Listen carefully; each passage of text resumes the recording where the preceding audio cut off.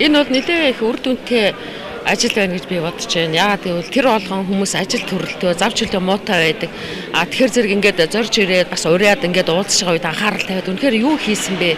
Яасан бэ гэдгийг одоо бодтойгоор сонсож дараа нь бас тэрхүү өөрийнхөө сонссон мэдээллийг бас орчин тойрныхоо хүмүүст тайлбарлаж хийж ийм болсон юм байна гэдгийг дэлгэрүүлж түгээх юм ач холбогдолтой зүйл болсон байна гэж бодож байна.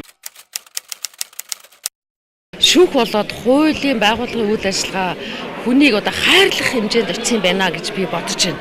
Ер нь шүүх цагтаа хууль гэхэр хүн яадаг гэхэр шийтгэл те одоо эсвэл ял зэмлэл гэж боддог бол шүүх болоод хуулийн байгууллагын үйл ажиллагаа хүнийг хамгаалдаг, хайрладаг, эвдрүүлдэг, зуучилдаг ийм зүг зохистой харилцааны эхлэл рүү орж явж байгаа юм байна гэж би харж байна л да. Би өнөөдрийнхөө мэдээлэн дээр үндэслээд би өөрөө бас тэр олон бүх юмыг үзэж хараад бүгдийг ингээд сонсоод бүгдийг яваад шалгаад чадахгүй ч гэсэн өнөөдрийн энэ хилцүүлгийн үр дүнд нь би одоо тийм байр суурин дээр очиж байгаа байхгүй ийм дүгнэлтийг хийж байна л да.